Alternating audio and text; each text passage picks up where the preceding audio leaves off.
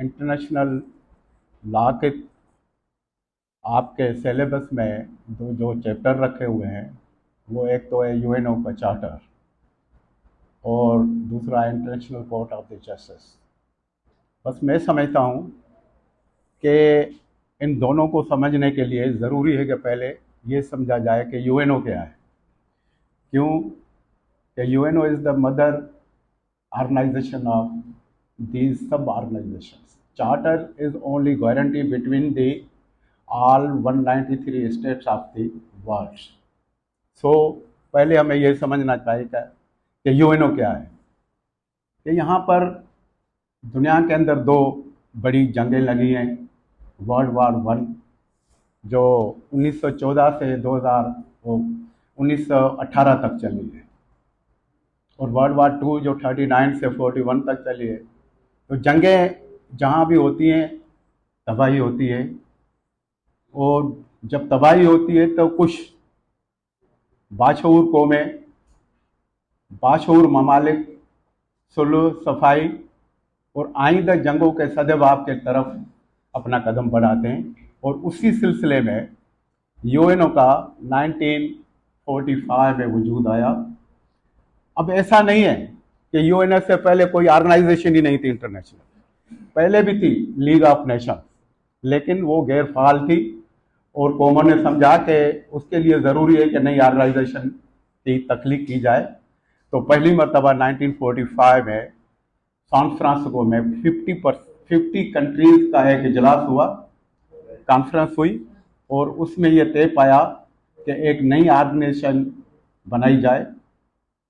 उस 50 कंट्रीज़ में से 49 कंट्रीज़ ने उसको वोट दिया कि ये नहीं बननी चाहिए और उसी तारीख से ये यूएनओ वजूद में आई। यूएनओ को वजूद में लाने का मकसद और पर्पस ये था only maintain the peace, security and guarantee of the fundamental rights of the people of the all 193। उस वक्त सिर्फ 50 कंट्रीज जो उसमें शामिल हुई थी। अभी तो दुनिया के अंदर 195 ममालिक हैं, उनमें से 193 जो रिकग्नाइज कंट्रीज हैं और 2 कंट्रीज जो हैं ऑब्जर्वर कंट्रीज कही जाती हैं। ऑब्जर्वर कंट्री वो होती है जिसको यूएनओ के अंदर न क्वेश्चन उठाने का अख्तियार होता है और न ही उनको वोट का इख्तियार होता है, लेकिन वो कंट्रीज होती हैं उनको अंडर ऑब्जर्वेशन रखा जाता है। लेकिन उनके हुकूक जब पामाल होते हैं, वहाँ के अवाम के हुकूक जब पामाल होते हैं तो वो यूएनओ में केस दाखिल कर सकते हैं, ये उनको हुकूक दिए गए हैं। अब ये है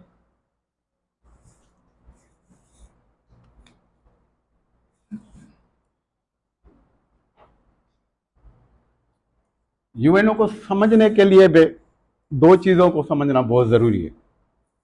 पहले तो स्टेट क्या होती है। State is the governmental organization which has the totally control of its territory and enforcement of the laws। और दूसरी है ट्रीटी। ट्रीटी वो एग्रीमेंट है जो 2 ममालिक या 2 से ज़्यादा ममालिक के बीच में एक मुआहदा होता है, उसको ट्रीटी कहा जाता है। ये चीज़ें मैं इसलिए आपको बता रहा हूँ कि जब हम चार्टर की तरफ जाएंगे तो चार्टर गारंटी देता है कि ममालिक के बीच में जो ट्रीटीज़ हैं उस पर अमल दरामद किया जाए और उनको पाए तकमील पर पहुँचाया जाए। तो ये मुख्तसर तारीख है यूएनओ की, यूएनएसआर में हो गई। अब यूएनओ का चार्टर जो 1940, हम आते हैं चार्टर की तरफ।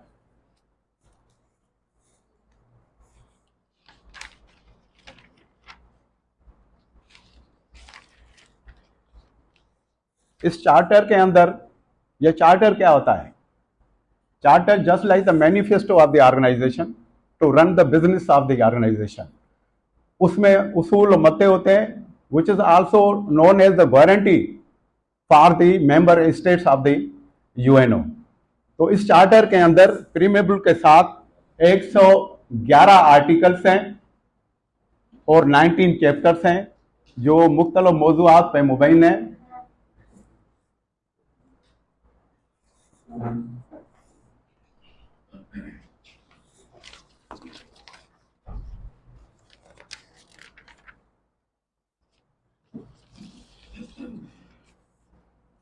Charter is just like the treaty between the countries.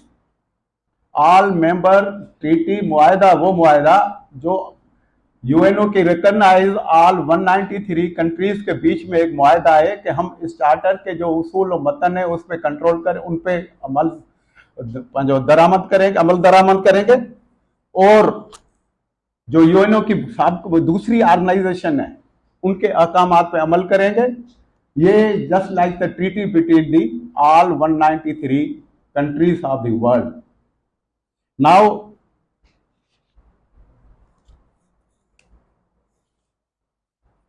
and also 193 countries are bound under obligation to obey the all rules described in the charter of the UNO.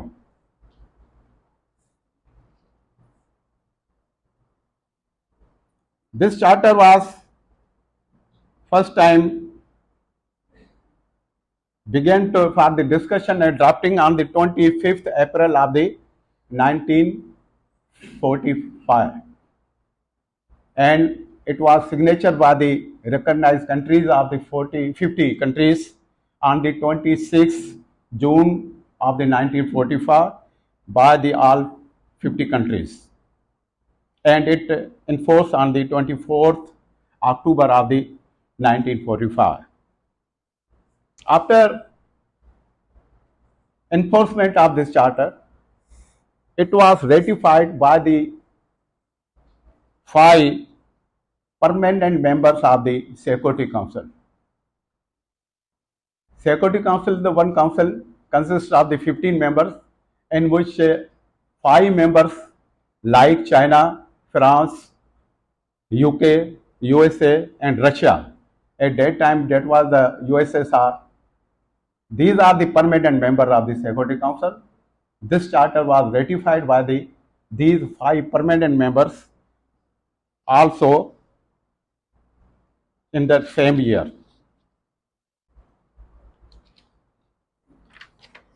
पहली बार तो इन 50 countries ने इस चार्टर पे signature किए और ये enforcement में आया 1945 पे। आस्ता आस्ता दुनिया के जितने भी ममालिक हैं इस यूएनओ के मेंबर बने और इसको रेटिफाई किया।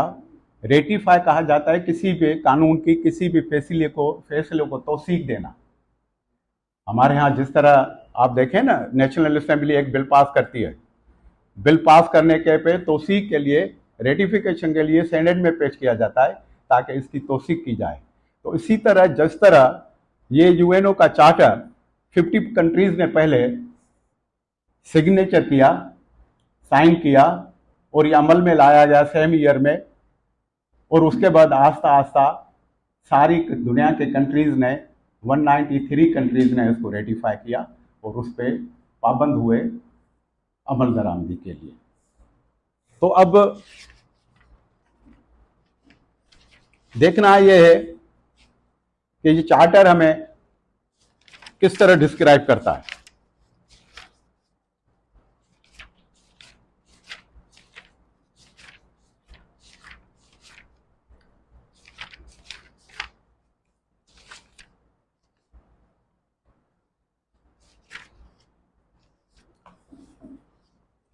इसका पहला चैप्टर जो है, जो मैंने पहले गुजारिश कर चुका हूं कि ये चार्टर कंसिस्ट ऑफ द प्रीएमेबल और 111 articles and 19 chapters. Chapter 1 says for the purpose of United Nations including the important province of the maintenance of the international peace and security. Chapter 2 defines the criteria for the membership in the United Nations के कौन member बन सकता है, उसकी criteria कौन होनी चाहिए। जिस तरह मैंने आपको कहा कि इस वक्त 195 ममालिक हैं दुनिया के अंदर, लेकिन मेंबर ममालिक सिर्फ 193 है। 2 ममालिक जिनको ऑब्जर्वर नेशन कहा जाता है, ऑब्जर्वर कंट्रीज कहा जाता है, उनको ऑब्जर्वर मेंबर कहा जाता है, लेकिन एक परमानेंट मेंबर या मेंबर के जो हुकूक हैं, राइट्स हैं, उनको नहीं दिए जाते। तो अब ये क्यों, उनको क्यों नहीं? क्योंकि वो दोनों ममालिक अभी तक जो क्राइटेरिया है यूएनओ के चार्टर के तहत मेंबर होने के लिए उस पर पूरे नहीं उतरते। बाकी 193 कंट्रीज जो है पूरी उतरी है, उनको यूएनओ ने एक्सेप्ट किया है as a member. UNO is the inter governmental organization of the whole दुनिया वर्ल्ड। ये एक ऐसी ऑर्गेनाइजेशन है जो इंटर गवर्नमेंट की ऑर्गेनाइजेशन जिसमें 193 कंट्रीज की गवर्नमेंट पाबंद है और मेंबर हैं कि उनके फैसलों पे, उनके जो चार्टर के आर्टिकल्स है, उनके हर पैरा पे अमल दरामद करें। अब ये होता है कि वो तो मैं आऊंगा कोर्ट पे तो उसमें मैं थोड़ी वजाहत करूंगा। अब ये chapter 3 to 15, the bulk of the document describe the organs and institution of the United Nations and their respective powers। तो ये चैप्टर 3 से 15 तक ये डिस्क्राइब करते हैं कि यूनाइटेड नेशन के पावर क्या है, उसकी डॉक्यूमेंटेशन कैसे की जाए, वहां उसको कहां रखा जाए। और दूसरी बात जो मैं आपको कहने लगा था, यूएनओ का हेडक्वार्टर जो है वो न्यूयॉर्क में है। जिस तरह मैं आपको बाद में आपको ये समझाने की कोशिश करूंगा कि जिस तरह इंटरनेशनल कोर्ट ऑफ जस्टिस है तो वो लोकेट करती है पीस लैंड पे, जिसको हम कहते हैं हेग, नेदरलैंड का शहर है हेग, उस पे इंटरनेशनल कोर्ट लोकेट करती है। इसी तरह यूएनओ का जो हेडक्वार्टर है वो न्यूयॉर्क में। तो इसके chapter number 16 and chapter number 17 describe करते हैं कि arrangements of the integrate in the United nation with establish international law. Chapter 18 and chapter 19 provide for the amendment and ratification of the charter. तो ये दोनों chapter ने ये provision रखा है कि इस चार्टर को चेंज करने के लिए, इसके किसी भी प्रोविजन को चेंज करने के लिए हम उसको अमेंड कर सकते हैं 2/3 मेजॉरिटी के साथ नेशंस की वोटिंग के जरिए। तो ये नहीं है कि ये इलामी किताब है बस ये इख्तिताम पे आके पहुंचा, इसमें कोई चेंज नहीं हो सकती। तो इसलिए ये 2 चैप्टर और उसमें ये तरीकेकार मुकर किया गया है कि इसमें चेंज अमेंडमेंट कैसे की जा सकती है या उसको रेटिफाई किस तरह से किया जाता है। चैप्टर नंबर, अब दूसरा पार्ट है इसका इन्फोर्समेंट ऑफ द पावर। जो कुछ चैप्टर में आपको बीच में छोड़ के आऊंगा, एक तो एडमिनिस्ट्रेटिव चैप्टर है जो लॉज पे मुकतद है, एक इनको इन्फोर्समेंट कैसे लिया जाए। तो chapter 6 describe the security council power to investigate and mediate the dispute. जो ममालिक के बीच में फटे फसाद होते हैं, डिस्प्यूट होते हैं, तो ये चैप्टर तरीकेकार बताता है कि उन ममालिक के बीच में मुद्दई और जिसके खिलाफ दावा की जाए उसके बीच में किस तरह तस्फिया किया जाए या उस डिस्प्यूट को किस तरह हल किया जाए। अब chapter number 7 describe the security council power to authorize the economic, diplomatic and military sanction as well as use of the military force to resolve the dispute. अब जिस तरह ये जो चैप्टर है, कहीं भी मुल्कों के अंदर 2 मुल्कों के बीच में जंग छिड़ी जाती है, उनको अल्टीमेटम दिया जाता है कि इस यूएनओ के फिलहाल आर्टिकल के तहत आप तस्वीर की तरफ जाओ और जंग को बंद करो। लेकिन कुछ ममालिक, जिस तरह भी ताज़ो इन्वेशन of the Russia on the Ukraine आपके सामने है, यूएनओ के कुछ ममालिक एक तरफ है, यूरोप एक तरफ है, उनको कई मरतबा रोका गया, लेकिन फिर ये सिक्योरिटी काउंसिल में इशू लेके जाते हैं।